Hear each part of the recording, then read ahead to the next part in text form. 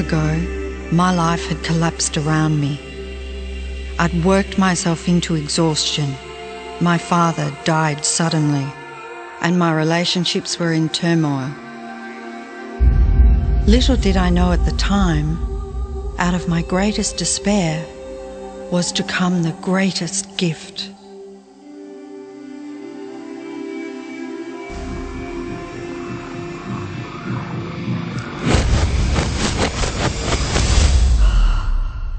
I'd been given a glimpse of a great secret.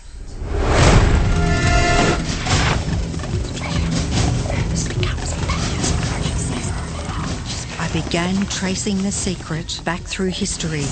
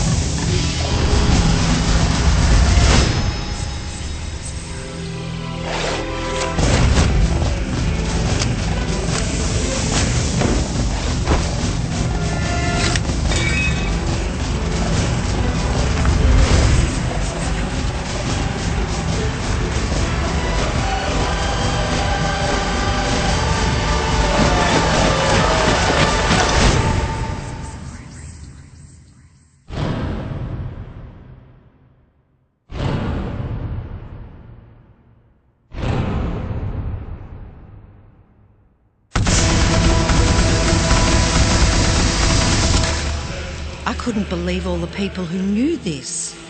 They were the greatest people in history.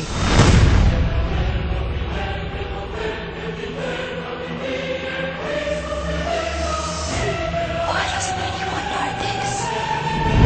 All I wanted to do was share the secret with the world. I began searching for people alive today who know the secret. One by one, they began to emerge.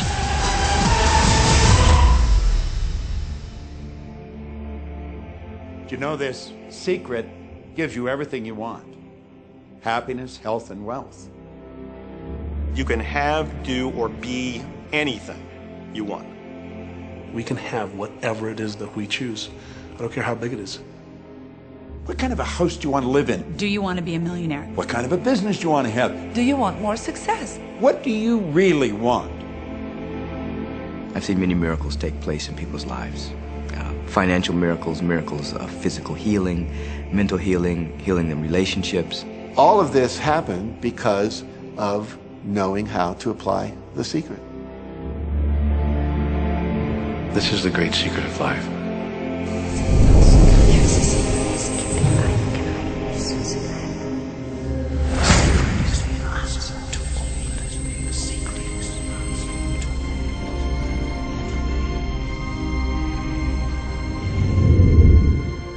You've probably been sitting there wondering, what is the secret? I'll tell you how I have come to understand it. We all work with one infinite power. We all guide ourselves by exactly the same laws. The natural laws of the universe are so precise that we don't even have any difficulty building spaceships. We can send people to the moon, and we can time the landing with the precision of a fraction of a second. I don't care if you're in India, if you're in Australia, New Zealand, Stockholm, or London, or Toronto, or Montreal, or New York. We're all working with one power, one law. It's attraction. The secret is the law of attraction. Everything that's coming into your life, you are attracting into your life. And it's attracted to you by virtue of the images you're holding in your mind. It's what you're thinking. You see, whatever is going on in your mind, you are attracting to you. Now, wise people have always known that. You can go right back to the ancient Babylonians. They've always known this. It's a small, select group of people. Why do you think that 1% of the population earns around 96% of all the money that's being earned? Do you think that's an accident? It's no accident. It's designed that way. They understand something. They understand the secret. And you are being introduced to the secret. The simplest way for me to look at the law of attraction is if I think of myself as a magnet, and I know that a magnet will attract to it. Very basically put, the law of attraction says that like attracts like. But we're really talking at a level of thought. Our job as humans is to hold on to the thoughts of what we want, make it absolute clear in our minds what we want, and from that we start to invoke one of the greatest laws in the universe, and that's the law of attraction. You become what you think about most, but you also attract what you think about most. If you see it in here, you're going to hold it here. And that principle can be summed up in 3 simple words. Thoughts become things. What most people don't understand is a thought has a frequency. Every thought has a frequency. We can measure a thought. And so if you're thinking that thought over and over and over again, or if you're imagining in your mind, okay, having that brand new car, having the money that you need, building that company, finding your soulmate, if you imagine what that looks like, you're emitting that frequency on a consistent basis. Thoughts are sending out that magnetic signal that is drawing the parallel back to you. See yourself living in abundance, and you will attract it. It always works. It works every time with every person. Here's the problem. Most people are thinking about what they don't want, and they're wondering why it shows up over and over and over again.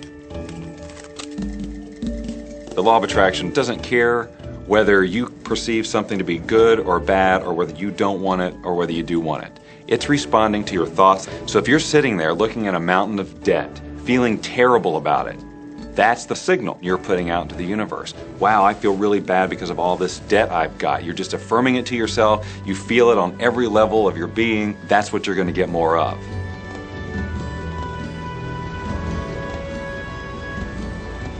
So when you're looking at that thing you want and you're saying yes to it, you're activating a thought. And the law of attraction is responding to that thought and bringing you things that match that. But when you are looking at something that you do not want and you shout no at it, you are actually not pushing it away. Instead, you are activating the very thought of what you do not want, and now law of attraction is lining those things up for you also. This is a universe that is based upon attraction. Everything is about attraction. The law of attraction is always working. Whether you believe it or understand it or not, it's always working. You might be thinking about the past or the present or the future. But whether you're remembering or observing or imagining, still in that process you are activating thought. And law of attraction, which is the most powerful law in the universe, is responding to your thought. Creation is always happening. Every time an individual has a thought or a prolonged, chronic way of thinking, they're in the creation process. Something is going to manifest out of those thoughts. Law of attraction says, we'll give you whatever it is you say and focus on. And so if you're complaining about how bad it is, what you're creating is more of how bad it is. Oh, look! I got that!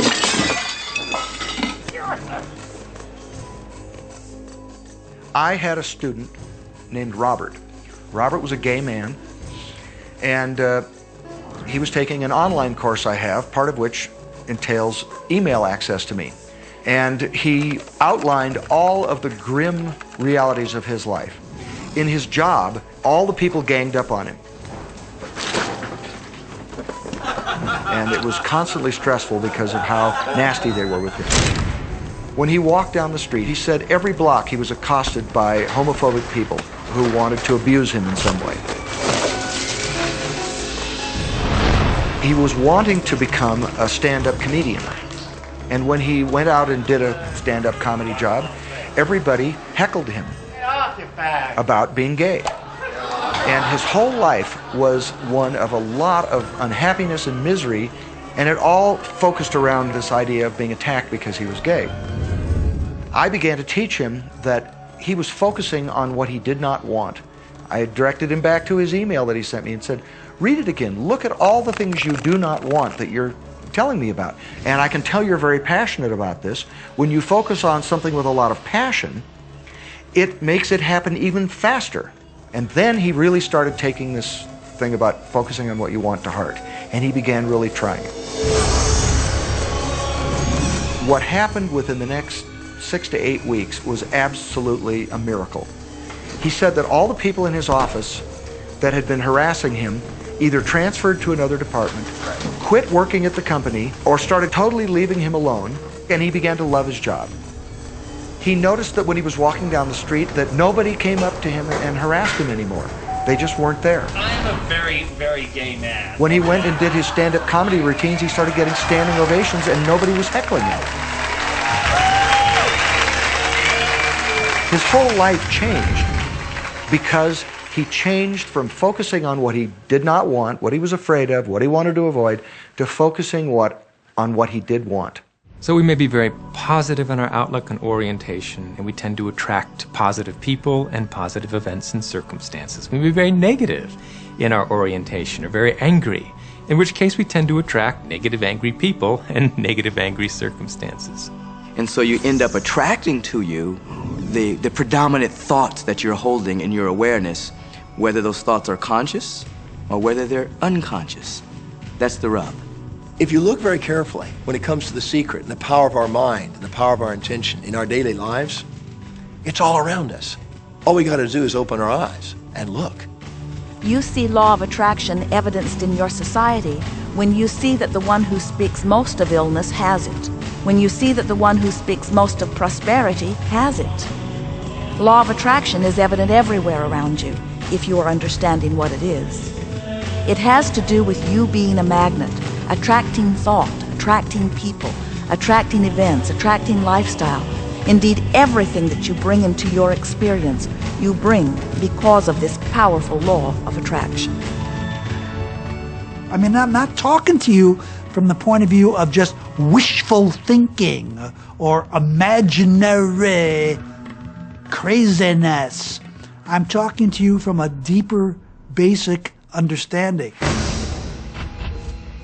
Quantum physics really begins to point to this discovery. It says that you can't have a universe without mind entering into it, that the mind is actually shaping the very thing that is being perceived. Now, if you don't understand it, doesn't mean you should reject it.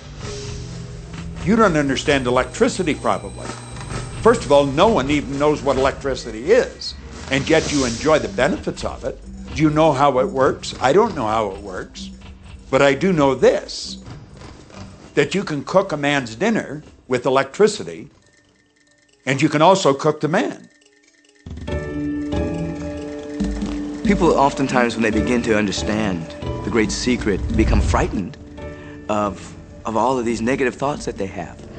Two things they need to be aware of. One, it has been proven now scientifically that an affirmative thought is hundreds of times more powerful than a negative thought. So that eliminates a degree of worry right there. You live in a reality where there is this buffer of time, and truly that serves you. You're really not wanting to be in an environment where your thoughts manifest immediately.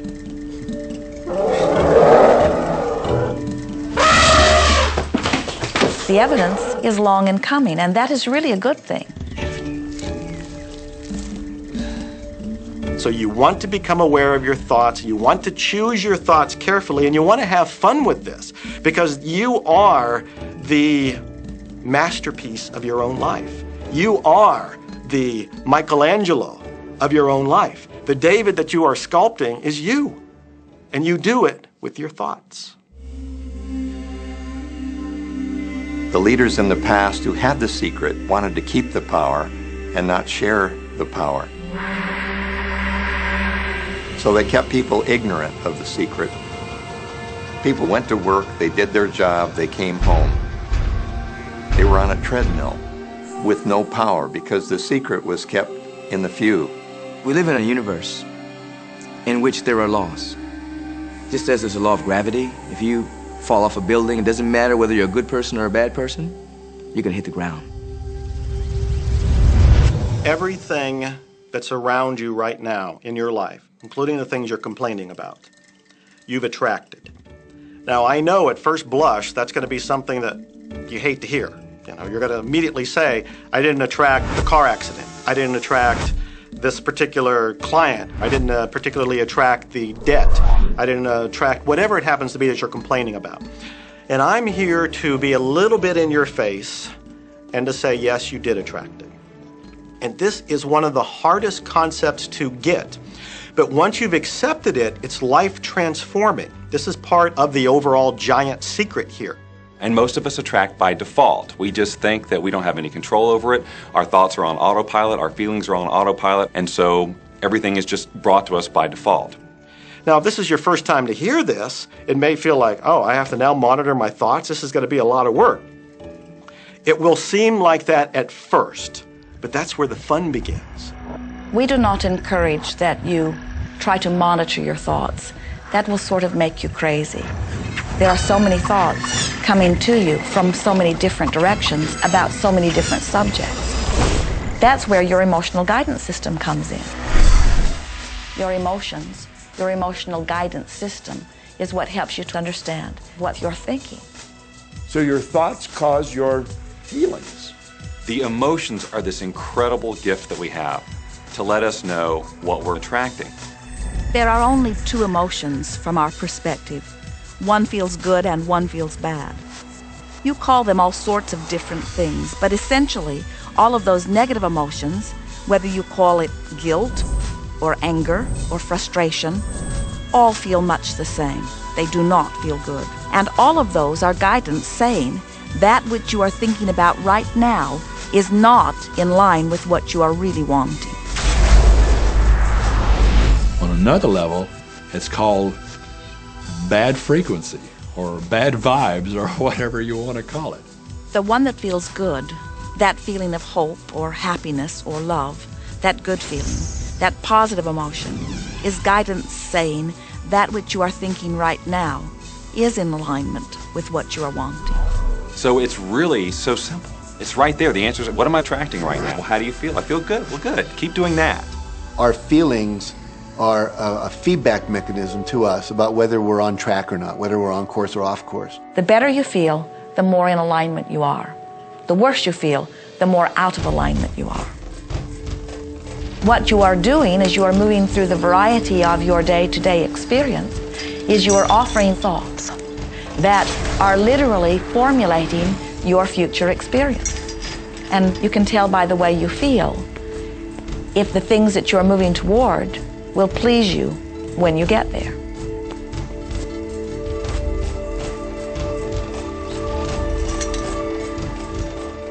Whatever it is you are feeling is a perfect reflection of what is in the process of becoming. And you're getting exactly what you're feeling about, not so much what you're thinking about. That's why people, if they stub their toe out of bed, they tend to spiral. Inquiry into police corruption. The whole day goes like that, you know. They have no clue that a simple shifting of their emotions can change their entire day and life. If you start out having a good day and you're in that particular happy feeling, as long as you don't allow something to change your mood, you're going to continue to attract, by the law of attraction, more situations, circumstances, people that sustain that happy feeling. Good days, bad days, rich get richer, poor get poorer. It's all about what these people are predominantly and continually feeling. You can begin right now to feel healthy. You can begin to feel prosperous. You can begin to feel the love that's surrounding you, even if it's not there. And what will happen is the universe will correspond to the nature of your song. The universe will correspond to the nature of that inner feeling and manifest, because that's the way you feel. So basically what you focus on with thought and feeling is what you attract into your experience, whether or not it's something you want. What you think and what you feel and what manifests is always a match. every single time, no exception. It's hard to swallow. But when we can begin to open ourselves up to that, the ramifications are awesome. It means that whatever thought has done in your life, it can be undone through a shift in your awareness.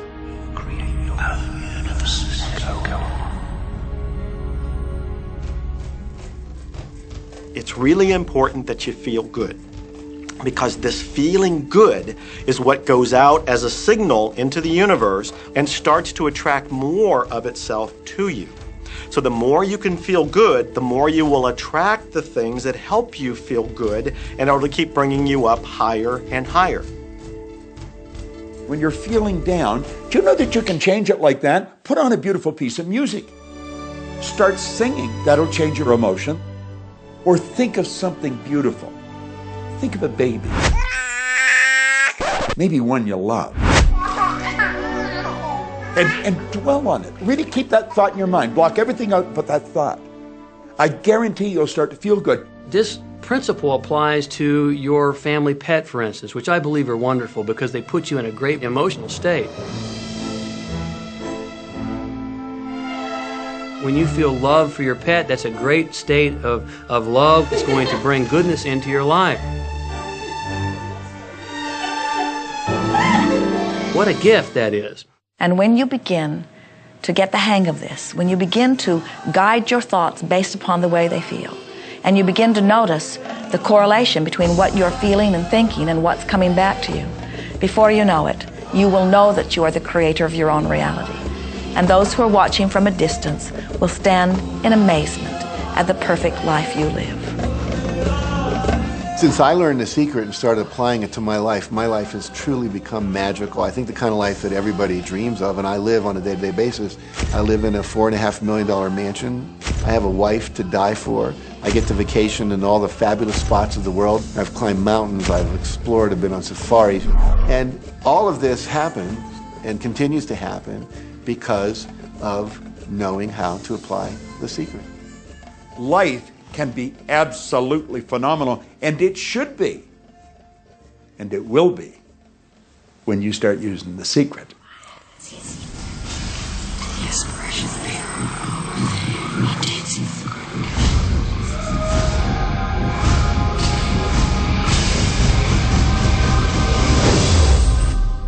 Well, a lot of people ask me what their job is in the creative process and what the job of the universe is. So let's look at that for a moment. Let's use this metaphor. If you think about Aladdin and his lamp, you've probably heard of that one.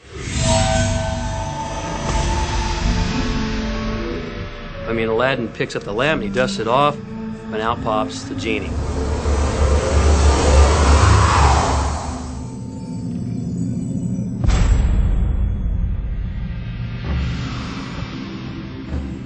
And the genie always says one thing. Your wish is my command. If you trace the story back to its origins, you know, we now think that there's 3 wishes, but if you trace the story back to its origins, there's absolutely no limit whatsoever to the wishes. Think about that one. Now, let's take this metaphor and blow it out and apply it to you in your life.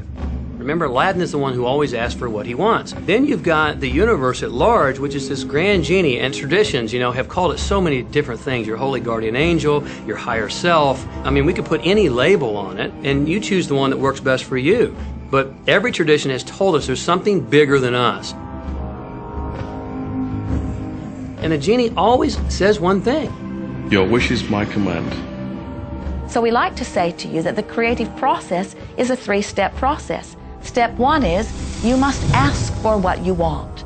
You do not need to use words to ask. In fact, the universe is not even hearing words from you. The universe is responding completely to your thought.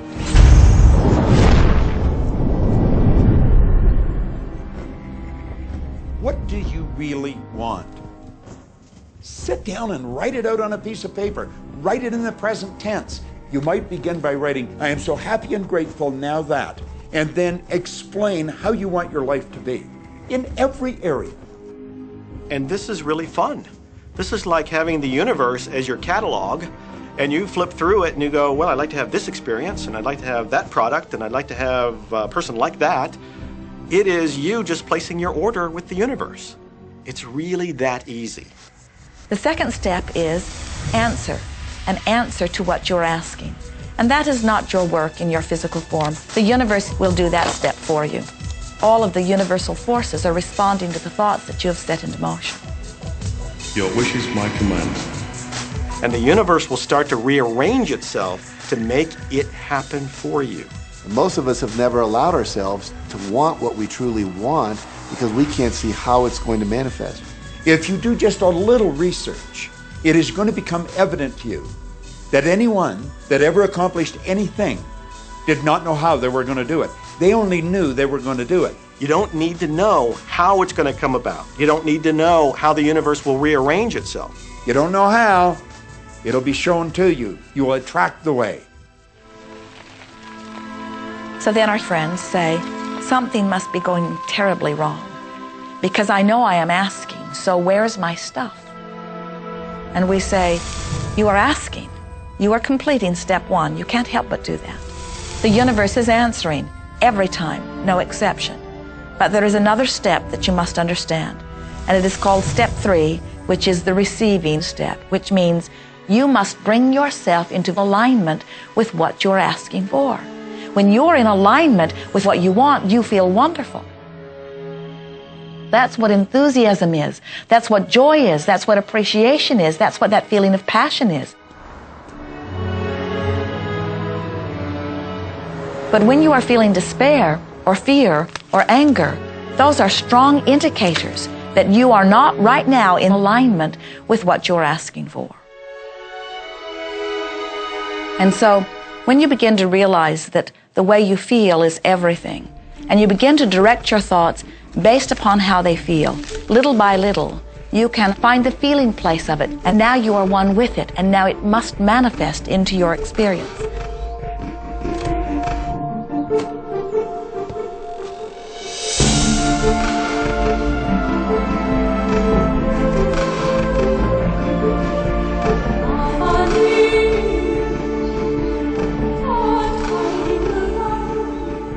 And when you turn that fantasy into a fact, you're in the position to build bigger and better fantasies.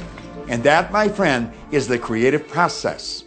So the law of attraction, the study and practice of the law of attraction is just figuring out what will help you generate the feelings of having it now. Go test drive that car. Go shop for that home. Get in the house. Do whatever you have to do to generate the feelings of having it now and remember them. Whatever you can do to do that will help you to literally attract it. It could be you wake up and it's just there, it's manifest. Or you might get some inspired idea of some action to take.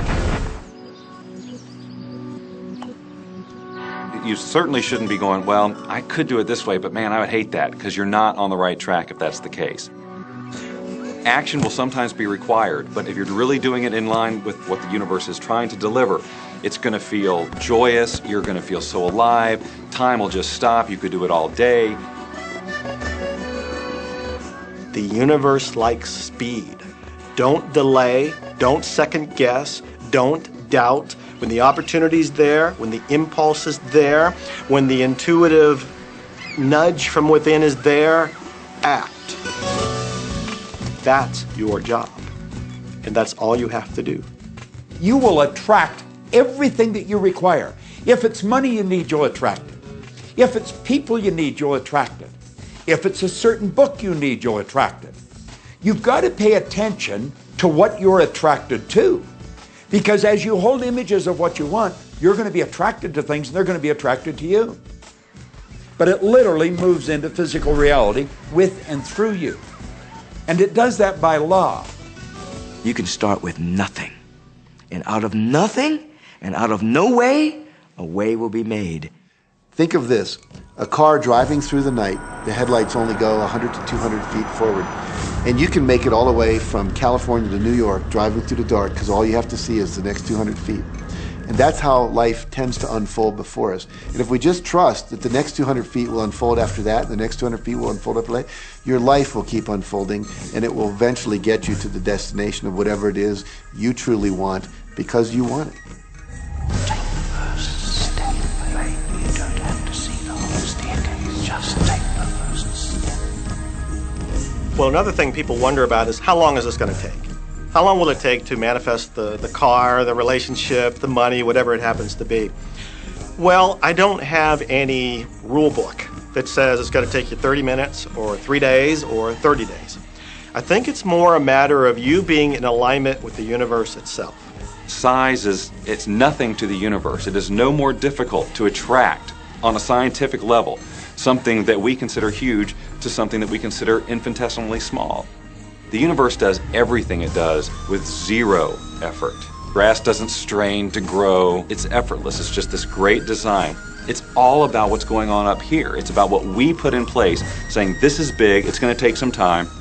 This is small, oh, I'll give it an hour. You know, those are our rules that we define. There are no rules according to the universe. You provide the feelings of having it now, it will respond. Some people have an easier time with little things, and so we sometimes say, well, start with something small, like a cup of coffee. Make it your intention to attract a cup of coffee today. Hold an image of talking to an old friend that you haven't seen for a long time. Somehow or another, somebody's going to start talking to you about that person. That person's going to phone you, or you'll get a letter from them. People are amazed how that I line up car parks, and I've done this right from when I first understood the secret. I would visualize a car space exactly where I wanted, and 95% of the time it would be there for me, and I'd just pull straight in. 5% of the time I'd have to wait just a minute or two, and the person would pull out and I'd pull in. So I do that all the time.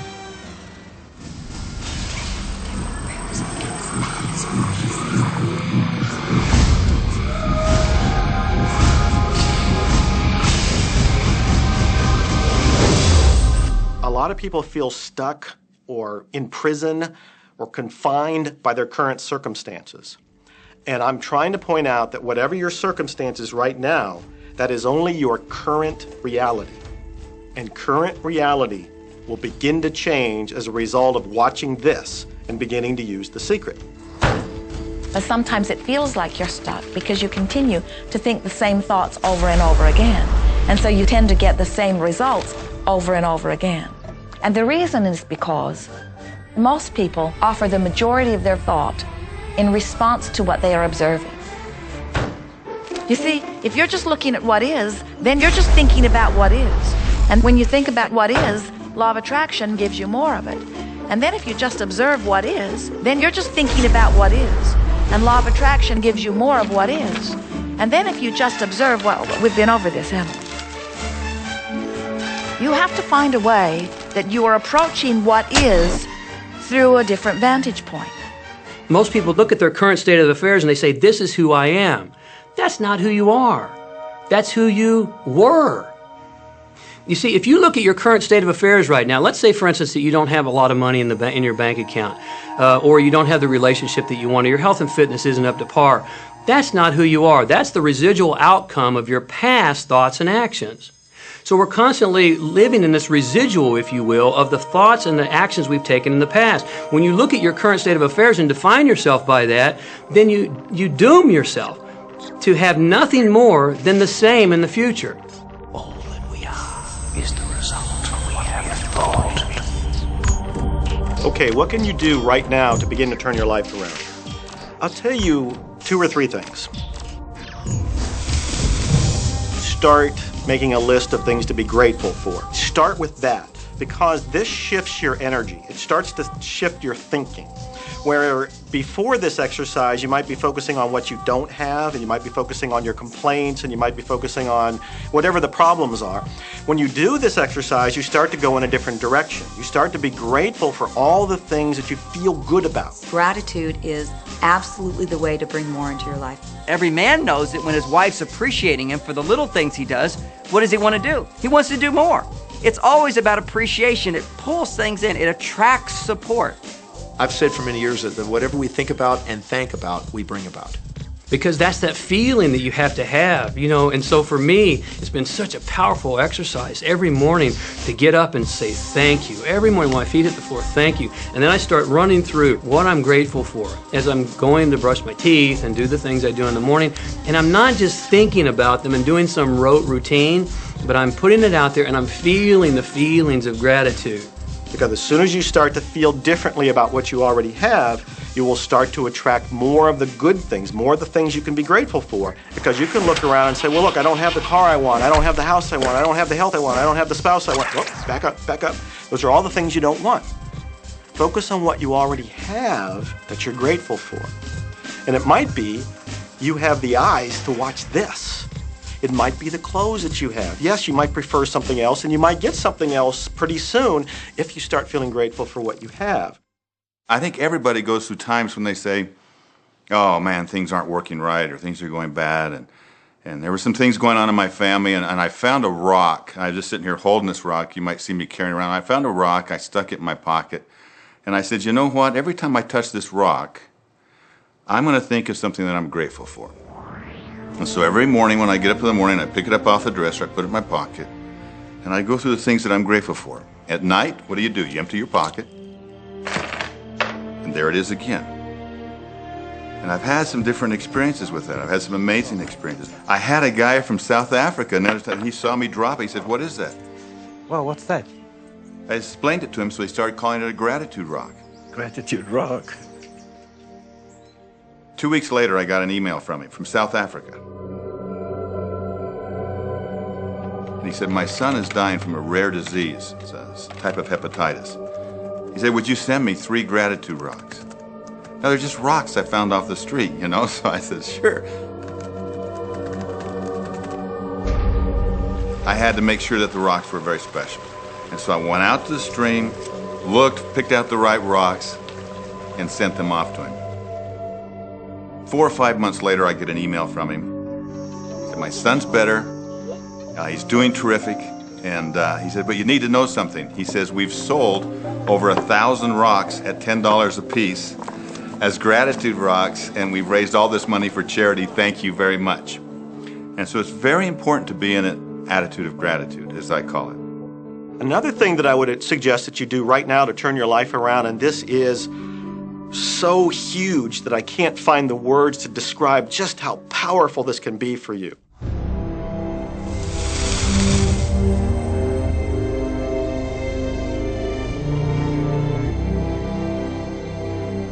I took the visualization process from the Apollo program and instituted it during the 1980s and 90s into the Olympic program. And it was called Visual Motor Rehearsal. When you visualize, then you materialize. And the interesting thing about the mind is we took Olympic athletes and then hooked them up to sophisticated biofeedback equipment and had them run their event only in their mind. Incredibly, the same muscles fired in the same sequence when they were running the race in their mind as when they were running it on the track. How could this be? Because the mind can't distinguish whether you're really doing it or whether it's just a practice. I think if you've been there in the mind, you'll go there in the body. When you're visualizing, when you've got that picture playing out in your mind, always and only dwell upon the end result.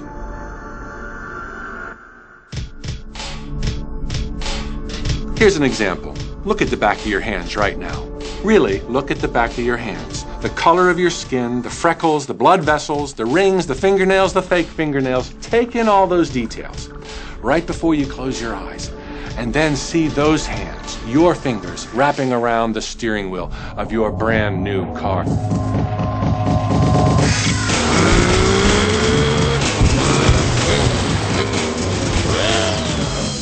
This is such a holographic experience, so real in this moment, that you don't even feel like you need the car because it feels like you already have it. It's the feeling that really creates the attraction, not just the picture or the thought. And I think for a lot of people, they think, well, if I think positive thoughts, or if I visualize having what I want, that'll be enough. But if you're doing that and still not feeling abundant or feeling, loving and joyful, then it doesn't, from my mind, really create the power of the attraction. This is where the secret actually moves into action. You put yourself in the feeling place of really being in that car, not, oh, I wish I could get that car, or someday I'll have that car, because that's a very definite feeling associated with that. It's not in the now, it's not, it's in the future.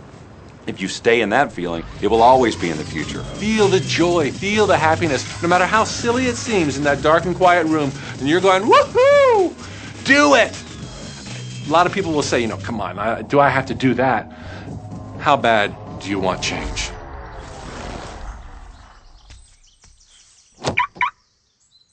Now that feeling and that inner seeing will begin to be an open doorway through which the power of the universe will begin to express. What power is, I cannot say.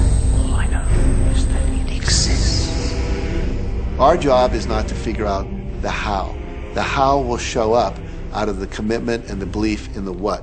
The hows are the domain of the universe. It always knows the shortest, quickest, fastest, most harmonious way between you and your dream. If you turn it over to the universe, you will be surprised and dazzled by what is delivered to you. This is where magic and miracles happen. Well, I would say you want to do this virtually daily, but my disclaimer is this should never be a chore. What's really bottom line importance here to the whole secret is feeling good. You want to feel exhilarated by this whole process. You want to be high, happy, in tune as much as possible. The only difference between people who really are living this way and people who aren't, living in the magic of life, is that the people who are living in the magic of life have habituated ways of being. They have habituated this process, and magic happens with them wherever they go, because they remember it and they do it all the time, not as a one-time event. People hold that for a while, and they're really a champion at it. And they say, you know what, I'm fired up, I saw this program, and I'm going to change my life. And yet, results aren't showing, and beneath the surface, it's just about ready to break through. And someone will look at the surface results and go, this stuff doesn't work. And you know what? The universe says, your wish is my command. And it goes down. Knowing the law of attraction, I wanted to really put it to use and to see if it was, what would happen. And in 1995, I started to create something called a vision board, where I take something that I would want to achieve, or something that I want to attract, like a car or a watch or the soulmate of my dreams, and I'd put a picture of what I wanted up on this board called the vision board. And every day I would sit in my office and I would look up at this board and I would start to visualize. I would really get into the state of having already acquired it. And I was getting ready to move as we put all the furniture, all the boxes put into storage. And I made 3 different moves over a period of 5 years. And then I ended up in California and bought this house, renovated it for a year, and then had all the stuff brought from my former home 5 years earlier. One morning, about 7:30 in the morning, my son comes into my office, and one of the boxes that was sealed for 5 years was right at the doorstep. And my son, Keenan, was sitting on the box, banging away at the box, and I said, sweetheart, will you please stop me? I'm doing some work here. And he says, what's in the boxes, Daddy? And I said, well, honey, those are my vision boards. What's a vision board? I said, well, it's where I put all my goals up. I cut them out and I put all my goals up as something that I want to achieve in my life. And of course, at 5.5 years old, he didn't understand it. So I said, sweetie, let me just show you, because that'll be the easiest way to do it. And so I cut the box open. And when I pulled up the vision boards, there was a picture on there of a home that I was visualizing 5 years earlier. And what was shocking to me was we were living in that house, not a house like it. I had bought my dream home, renovated it, and didn't even know it. But I looked at that house, I started to cry because I was just blown away. Why are you crying? Honey, I finally understand how the law of attraction works. I finally understand the power of visualization. I finally understand everything that I've read, everything that I've worked with my whole life, the way I've built companies. It worked for my home as well. And I bought our dream home and didn't even know it. It is the preview of life's attraction. Decide what you want. Believe you can have it. Believe you deserve it. Believe it's possible for you. And then close your eyes every day for several minutes and visualize having what you already want and feeling the feelings of already having it. Come out of that and focus on what you're grateful for already. And really enjoy it, okay? And then go into your day and release it to the universe and trust that the universe will figure out how to manifest it.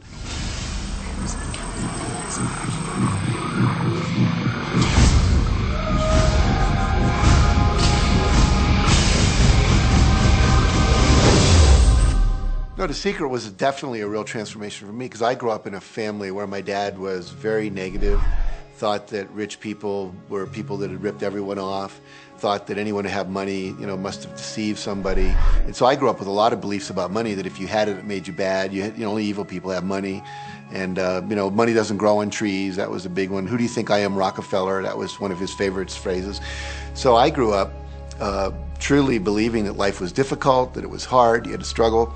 And it was only when I met W. Clement Stone that I literally began to shift my life.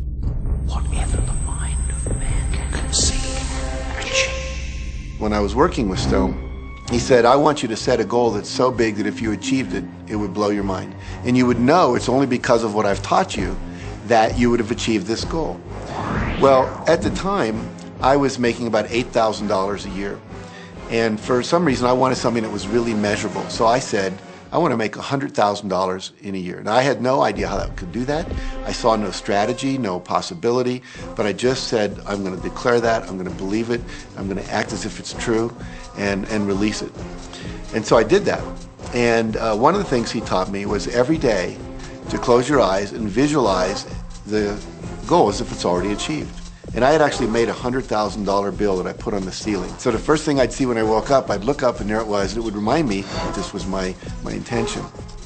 And then I would close my eyes and visualize having this $100,000 a year lifestyle.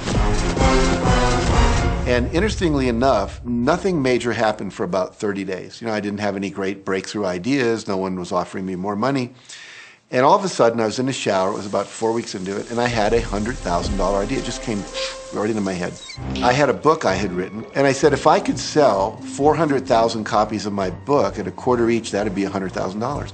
Now, the book was there, but I never had this thought. And one of the secrets, I think, is that when you have inspired thought, you have to trust it, and you have to act on it. Now, I didn't know how to do that. I didn't know how I was going to sell 400,000 copies. We'd never done that. And then I saw the National Enquirer at the supermarket. I had seen that millions of times, and it was just background. And all of a sudden, it jumped out of me as foreground, and I thought, wow, if readers knew about my book, certainly 400,000 people would go out and buy it.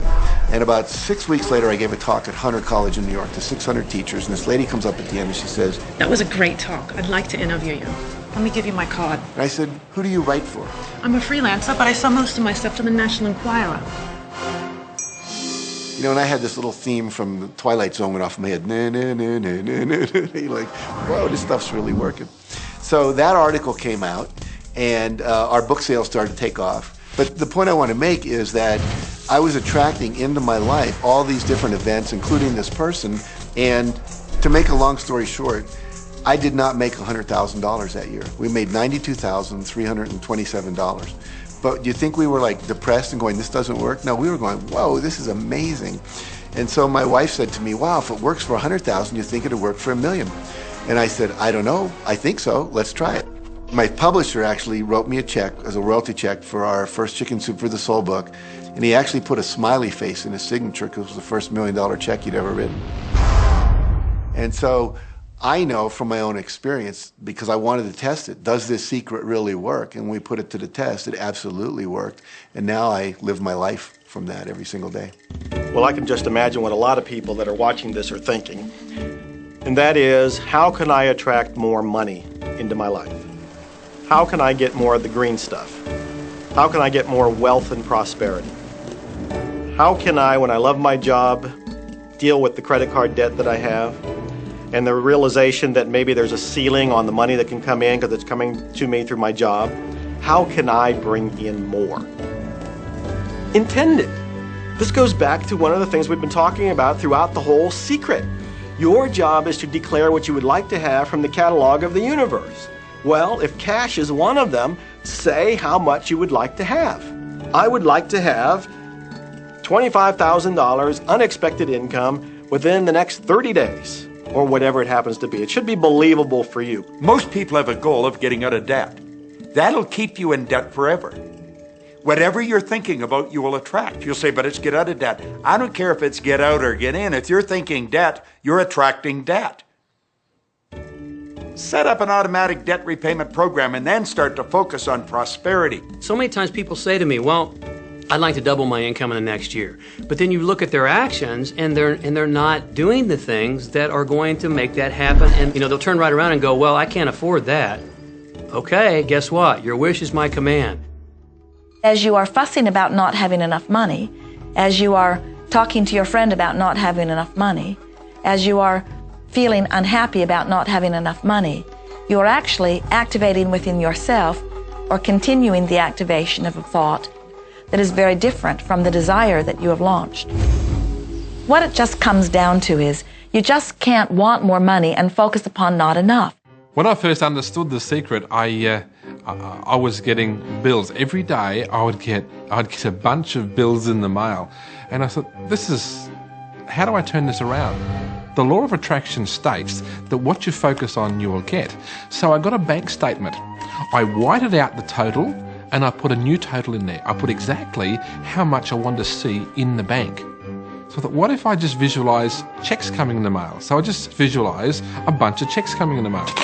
Within just 1 month, things started to change. And it is amazing. Today, I just get checks in the mail. I get a few bills, but I get more checks than bills. I grew up on you have to work hard for money, you have to work hard for money. And so I replaced that with money comes easily and frequently. Now, in the beginning, it feels like a lie, right? There was a part of your brain that will say, oh, you liar, it's hard. So you have to know it's this little tennis match that will go on for a while. When it comes to creating wealth, wealth is a mindset. It's all about how you think. I'd say 80% of my coaching that I do one-on-one with folks is about their psychology and the way they think. And I know when people are listening, they say, oh, well, you can do it, I can't. Every person has the capability to change the way they're in a relationship and conversation with money.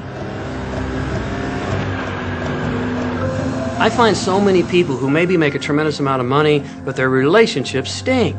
That's a technical term, by the way. And that's not wealth. It really isn't. You can go after the money and you might get rich, but it doesn't guarantee you'll be wealthy.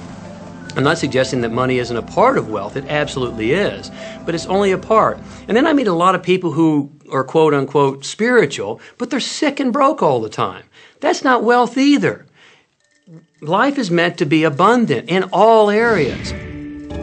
Many people in Western culture are striving for success. They want to have the home, they want their business to work, they want all of these things.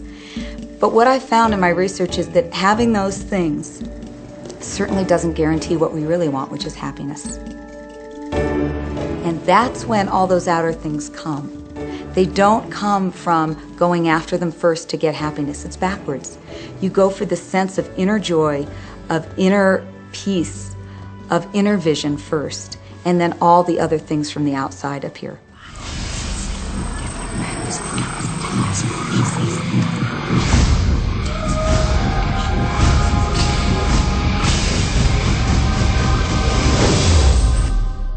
The secret means for me actually that we are creators of our universe, and that every wish of what we want to create will manifest in our life. Therefore, it's very important what you wish, what your thoughts are, what your feelings are, because it will manifest. Now, one day I went into somebody's home, and he was an art director of a very famous film producer. And in every corner, he had this beautiful image of a woman, a naked woman dressed with a fabric, kind of doing this, kind of saying, oh, I don't look at you, I don't see you, And I said, I think you have trouble in your romance. Are you a clairvoyant or something? No, but look, 7 places you have exactly that woman. But I love that kind of painting. I painted it myself. That's even worse, I said, because you put all your creation and your creativity in it. Now, he's this gorgeous-looking man. He has all these actresses around him because that's the work he does. He doesn't get romance. I said, what do you want? Well, I want to date 3 women a week. Okay, paint yourself with 3 women and hang it in every corner.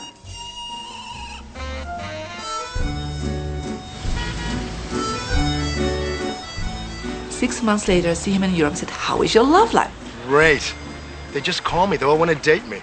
Because that's your wish. Now I have like 3 dates a week. They're fighting over me. Good on you. But I really want to stabilize a little bit. I want marriage, and I want romance. Well, paint it, okay? So he painted a beautiful romantic relationship. And a year later, he got married and is very happy.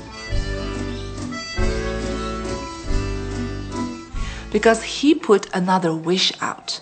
But he wished it in himself for years, but it did not happen. Because his wish could not manifest because the outer level of himself, his house, was just contradicting himself all the time. So if you know this knowledge, you should start playing with it. Inside relationships, it's important to first understand who's coming into the relationship. And I don't mean about your partner, I mean about you. How can you ever expect anyone else to enjoy your company if you don't enjoy your own company? And so, again, the law of attraction or the secret is about bringing that into your life, and you've got to get really, really clear. Here's the question I would ask you to consider. Do you treat yourself the way that you want other people to treat you? You become the solution for you. Don't now you owe me and you need to give me more. Instead, give more to yourself. Take time off to give to yourself, in a sense, to fill yourself up to fullness, to where now you can overflow in giving. I got into many relationships expecting my partner to show me my beauty. I needed to see him showing me my beauty because I didn't feel beautiful. Because when I was growing up, my sheroes were Charlie's Angels, or the Bionic Woman, Wonder Woman. And though they were wonderful women, none of them looked like me. It wasn't until I stopped and I fell in love with Lisa, full lips, round hips, mocha skin, afro, that the rest of the world began to fall in love with Lisa. There's something so magnificent about you. I have been studying me for 44 years. I want to kiss myself. Because you're going to get to love yourself. I'm not talking about conceit. I'm talking about a healthy respect for yourself. And as you love yourself, you'll love others. Sometimes people will say, those people at work are so negative, or the man I live with is so angry, or my children are so worrisome to me. And we say, you must orient yourself to the best part of those people who surround you. We encourage that you get a notebook and that you make a list of the positive aspects of the people that you spend a lot of time with.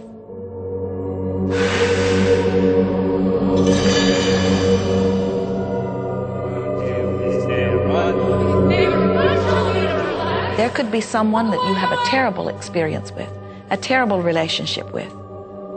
And in the privacy of your own mind, and with quite a bit of work, we will admit, as you focus upon things that you like most, those people will become that mostly to you. And even though you cannot create in their reality, if they are in a mood or an attitude that doesn't match the mood or an attitude that you have about them, they'll zig while you zag. Law of attraction will not put you in the same space together. Your frequencies don't match up. If you knew your potential to feel good, you would ask no one to be different so that you can feel good. You would free yourself of all of that cumbersome impossibility of needing to control the world or control your mate or control your child. You are the only one who creates your reality. For no one else can think for you. No one else can do it. It is only you. Every bit of it you.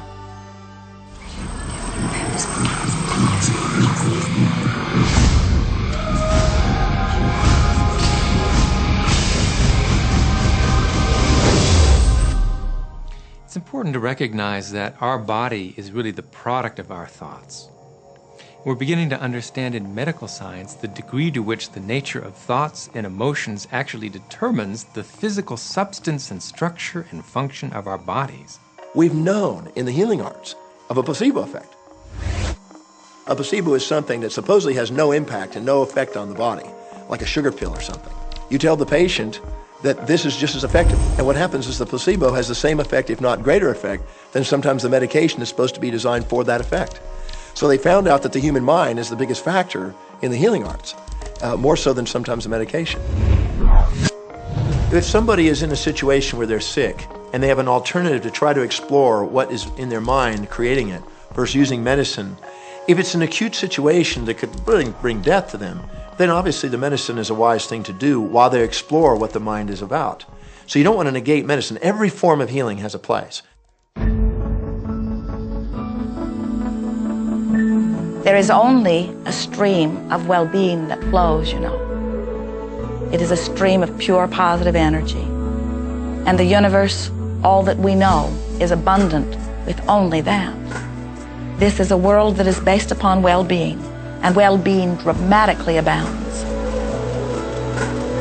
And when you are allowing that stream to flow in its fullness, you feel very, very good. And when you are pinching it off a bit, you feel not so good. There is only a stream of goodness or well-being which you are allowing or not.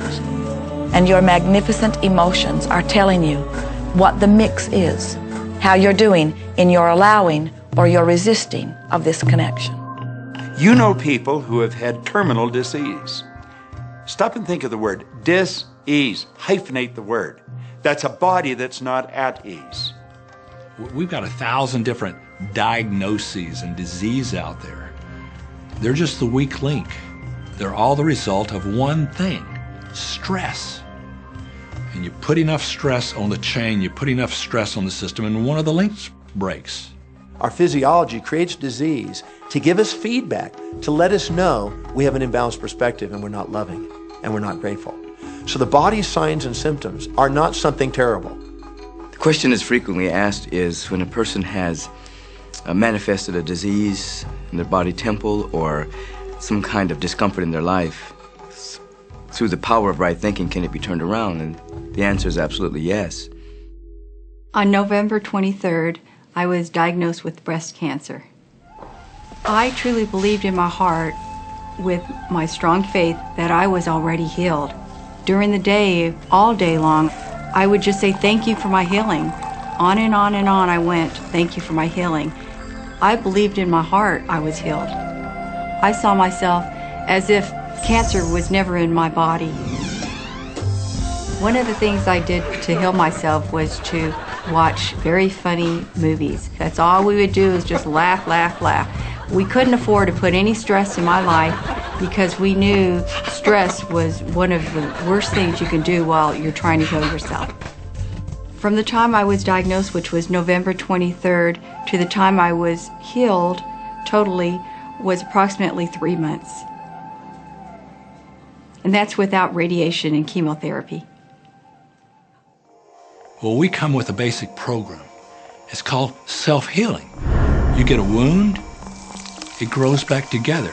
You get a bacterial infection, the immune system comes and takes care of those bacteria and heals it up. The immune system is made to heal itself. Dis-ease cannot live in a body that's in a healthy emotional state. Your body is casting off millions of cells every second, and it's creating millions of new cells. In fact, literally, parts of our body are replaced every day. Other parts take a few months, other parts a couple of years. But within a few years, we have a brand new physical body. If you have a disease and you're focusing on it and you're talking to people about it, you're going to create more disease cells. See yourself living in a perfectly healthy body. Let the doctor look after the disease. Can you feel the difference between having painful arthritis in your hips and feeling fearful about it, or having painful arthritis in your hips and feeling hopeful about it? The difference between fearful and hopeful is the difference between recovery or not. Happier thoughts lead to essentially a happier biochemistry, a happier, healthier body. Negative thoughts, stress have been shown to seriously degrade the body and the functioning of the brain, because it's our thoughts and emotions that are continuously reassembling, reorganizing, recreating our body. Remove physiological stress from the body, and the body does what it was designed to do. It heals itself. I've seen kidneys regenerated. I've seen cancer dissolved. I've seen eyesight improve and come back. I always say that incurable means curable from within. You can change your life and you can heal yourself.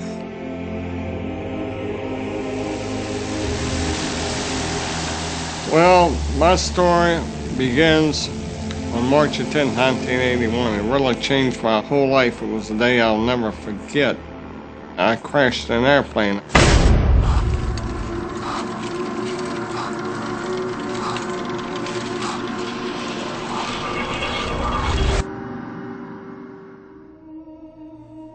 I ended up in the hospital completely paralyzed. My spinal cord was crushed. I broke the first and second cervical vertebrae. My swallowing reflex was destroyed. I couldn't eat or drink. My diaphragm was destroyed. I couldn't breathe. All I could do was blink my eyes. The doctors, of course, said all my life I'd be a vegetable. All I'd do is blink my eyes the rest of my life. That's the picture they saw of me, but it didn't matter what they thought. The main thing was what I thought.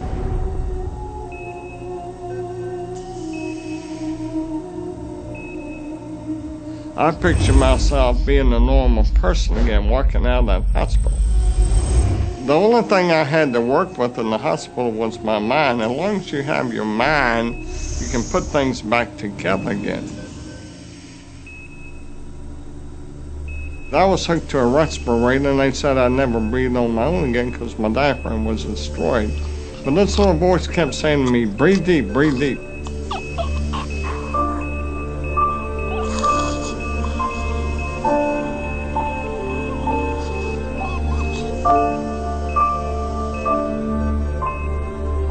Finally, I was weaned from it. They were at a loss for an explanation.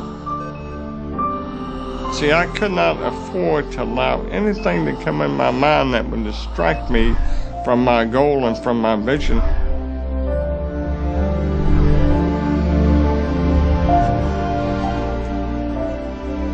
Well, I set a goal to walk out of the hospital on Christmas. That was my goal.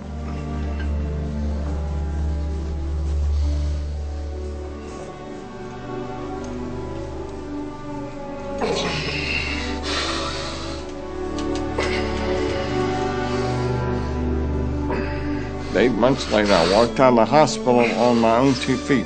They said it couldn't be done. That's a day I will never forget. For people that are sitting out there right now watching this program that are hurting, if I wanted to sum up my life and sum up for people what they can do in life, I would sum it up this way in 6 words. Man becomes what he thinks about.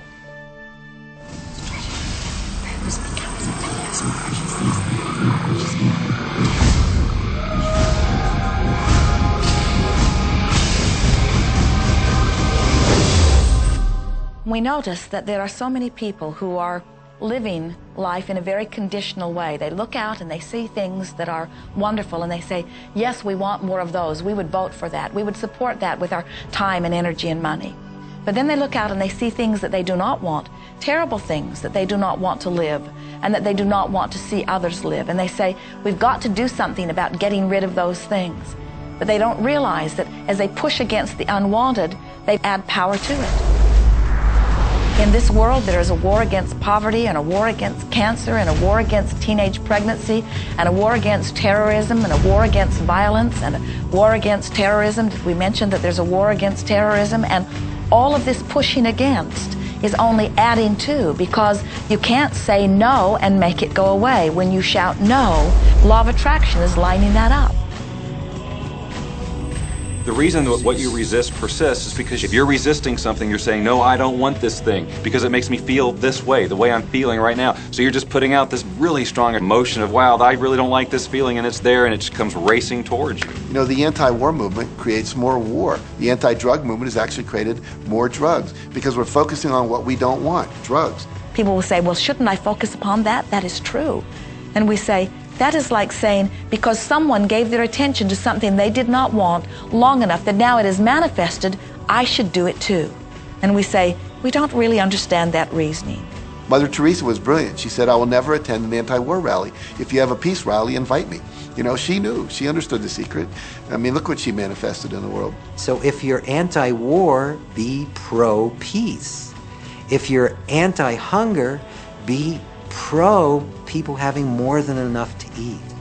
If you're anti a particular politician, be pro his opponent. Often elections are tipped in the favor of the person that people are really against because he's getting all the energy and all the focus.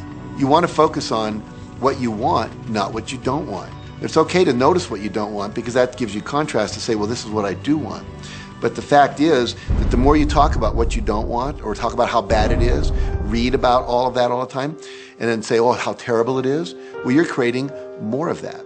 You know, so many times people say to me, well, James, I have to be informed.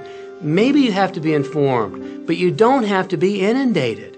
Learn to become still and to take your attention away from what you don't want and all the emotional charge around it and place the attention on what you wish to experience. I always say when the voice and the vision on the inside become more profound and more clear and loud than the opinions on the outside, you've mastered your life. You are not here to try to get the world to be just as you want it to be. You are here to create the world around you that you choose, while you allow the world as others choose it to be, to exist also.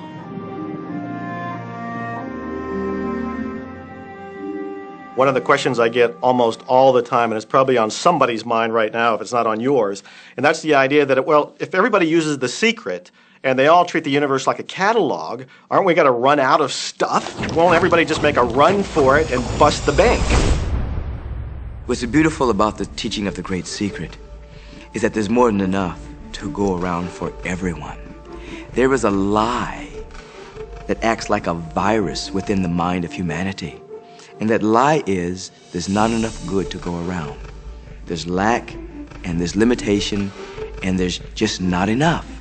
That lie has people living in fear, greed, stinginess, and those thoughts of fear, greed, stinginess, and lack become their experience. So the world has taken a nightmare pill. Now the truth is, there's more than enough good to go around. There's more than enough creative ideas. There's more than enough power. There's more than enough love. There's more than enough joy. All of this begins to come through a mind that is aware of its own infinite nature. Every great teacher who's ever walked the planet has told us that life was meant to be abundant.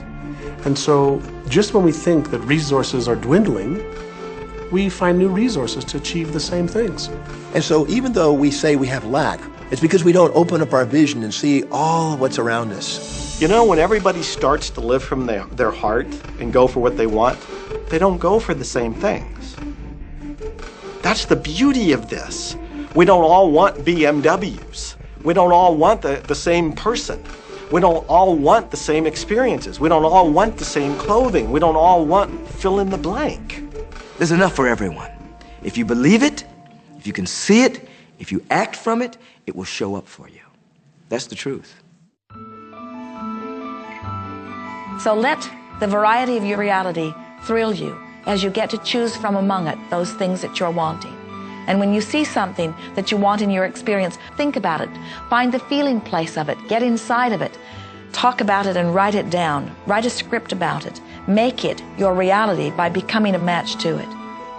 And when you see those things that you're not wanting in your experience, do not talk about them. Don't write about them. Don't join groups that worry about them. Don't push against them. Do your best to ignore them. Remove your attention from the things that you do not want, while you give your undivided attention to the things that you do want. Most of the leaders in the past missed the great part of the secret, which is empowering and sharing with others. This is the best time to have ever been alive in history. It's the first time we've ever had the power to gain knowledge at our fingertips.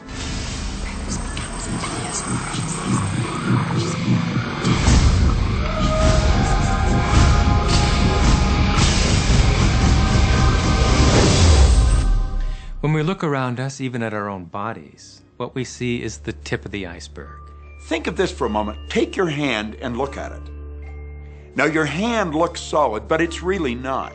If you put it under a proper microscope, you'd see a mass of energy vibrating. Everything is made up of the exact same thing, whether it's your hand, whether it's the ocean, or whether it's a star.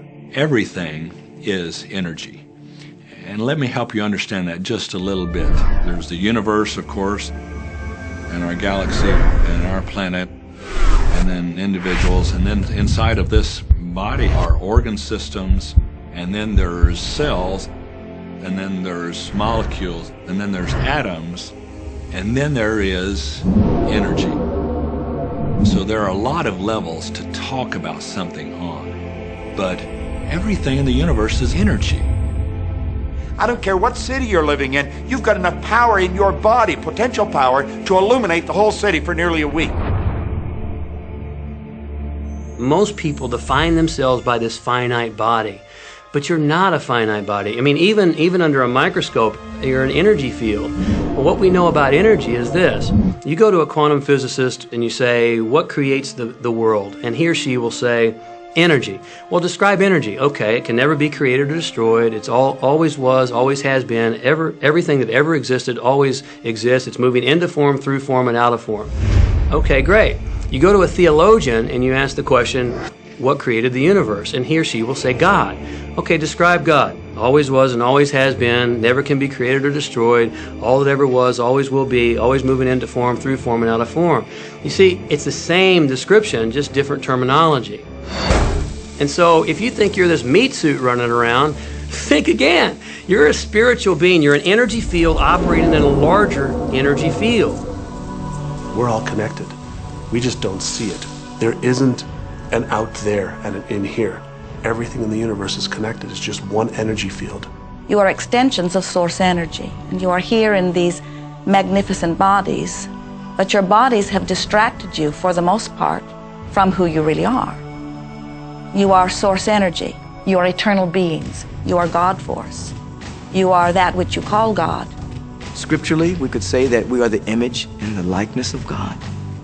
We could say we are another way that the universe is becoming conscious of itself. We could say that we are the infinite field of unfolding possibility. All of that would be true. Every great tradition has told you that you were created in the image and the likeness of the creative source. That means that you have God potential and power to create your world, and you are. You are.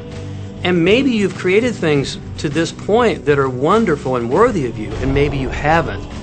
The question I'd ask you to consider is, do the results you have in your life, are they what you really want? And are they worthy of you? If they're not worthy of you, then when would now be the right time to change those? Because you have the power to do that. The power is under our control. You know, a lot of people feel like they're victims in life, and they'll often point to past events, perhaps growing up with an abusive parent or in a dysfunctional family. And I would add as a parenthesis here that most psychologists believe that about 85% of families are dysfunctional. So it's like all of a sudden you're not so unique. My parents were alcoholics, my dad abused me, my mother divorced him when I was 6. From the age of 13 to 18, I was involved in street gangs. I had a severe motorcycle accident. I was homeless at one point in Dallas.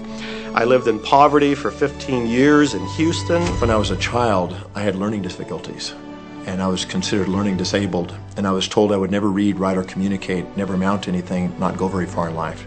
I mean, that's almost everybody's story in some form or not. So that's just called so what. The real what is, what are you going to do now? What do you choose now? Because you can either keep focusing on that or you can focus on what you want. And when people start focusing on what they want, what they don't want falls away. And that part expands and the other part disappears. We are wanting you to come to the place where you're beginning to offer your thought deliberately, where you're guiding your thoughts on purpose, where you are the creator of your own experience because you are the manager of your own thoughts. The beautiful thing about the law of attraction is that you can begin where you are, and you can begin to think, real thinking, and you can begin to generate within yourself a feeling tone of harmony and happiness. The law will begin to respond to that. So now you start to have different beliefs, like there is more than enough in the universe, or you have the belief that everything goes right for me. Or you have the belief that I'm not getting older, I'm getting younger. We can create it the way we want it by using the law of attraction. And you can break yourself free from your hereditary patterns, cultural codes, social beliefs, and prove once and for all that the power within you is greater than the power that's in the world. Some of you may be thinking, well, that's very nice, but I can't do that, or she won't let me do that, or he'll never let me do that, or I haven't got enough money to do that, or I'm not strong enough to do that, or I'm not rich enough to do that, I'm not. Every single I'm not is a creation. Whether you can or you can't, you are right. Are there any limits to this? Absolutely not. We are unlimited beings. We have no ceiling. The capabilities and the talents and the gifts and the power that is within every single individual on this planet is unlimited.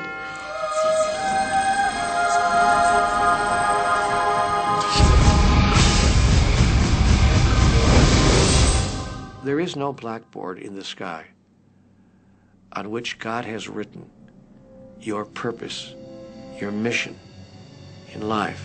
There's no blackboard in the sky that says, Neil Donald Walsh, a handsome guy who lived in the first part of the 21st century, who, colon, then there's a blank, and all I have to do to really understand what I'm doing here, why I'm here, is to find that blackboard and find out what God really has in mind for me.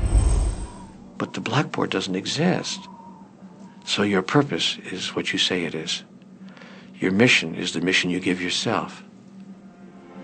Your life will be what you create it as, and no one will stand in judgment of it now or ever.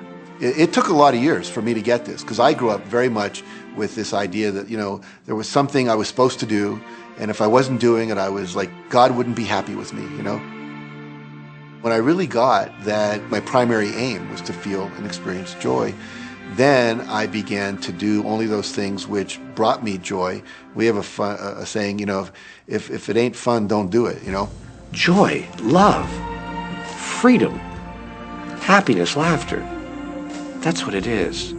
And if you've just experienced joy sitting there and meditating for an hour, by golly, do that. If you experience joy eating a salami sandwich, then do that. When I pet my cat, I'm in a state of joy. When I walk in nature, I'm in a state of joy. So I want to constantly put myself in that state. And when I do that, then all I have to do is have the intention of what I want, and what I want manifest. So inner happiness actually is the fuel of success. Anything that makes you feel good is always going to be drawing in more. You are listening to this right now. It's you that drew this into your life. It's your choice whether you want to take it and utilize it. If it feels good, if it doesn't feel good, then let it go. Find something that feels good, that resonates with your heart.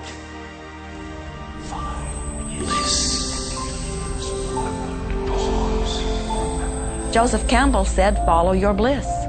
We think those are the best words we have ever heard spoken from a human tongue. And if one could follow one's bliss, you would follow the trail to abundance and well-being on all subjects. Enjoy life with us, because life is phenomenal. It's a magnificent trip. You will live in a different reality, a different life, and people will look at you and say, "What do you do different than me?" Well, the only thing that is different is that you work with a secret. And then you can do and have and be things that people will say that's impossible for you to do and have and be. We're really now moving into a new era. It's the era where the last frontier is not space, as Star Trek would say, but it's going to be mind. I see a future of unbounded potential, unbounded possibilities. Remember, we're using at most 5% of the potential of the human mind. 100% human potential is the result of proper education. So imagine a world where people were using their full mental and emotional potential, We could go anywhere. We could do anything, achieve anything. See yourself with the good that you desire. Every religious book tells us that.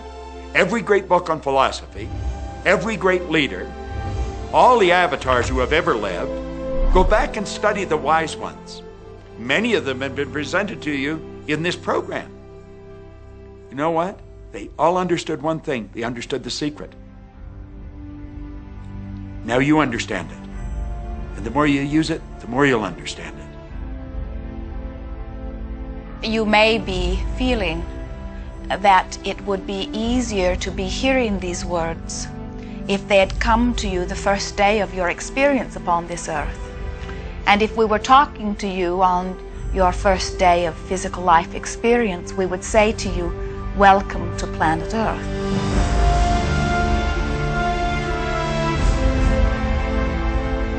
There is nothing that you cannot be or do or have. You are a magnificent creator, and you are here by your powerful and deliberate wanting to be here. Go forth, giving thought to what you are wanting, attracting life experience to help you decide what you want, and once you have decided, giving thought only unto that. Most of your time will be spent collecting data that will help you decide what it is you want. But your real work is to decide what you want and then to focus upon it. For it is through focusing upon what you want that you will attract it. That is the process of creating. I believe that you're great, that there's something magnificent about you. Regardless of what has happened to you in your life, regardless of how young or how old you think you might be, the moment you begin to think properly, there's something that is within you, there's power within you that's greater than the world, it will begin to emerge. It will take over your life. It will feed you. It will clothe you. It will guide you, protect you, direct you, sustain your very existence if you let it. Now that is what I know for sure.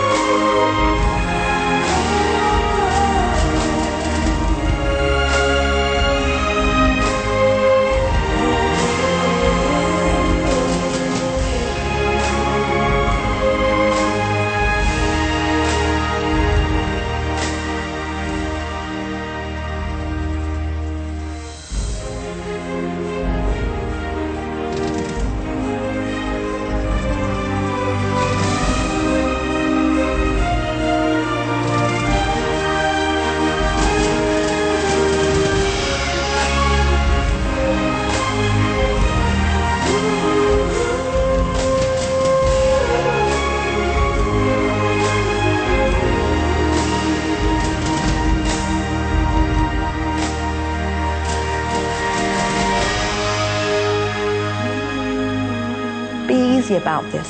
Have fun with it. There is nothing you are supposed to do, only that which you want to do.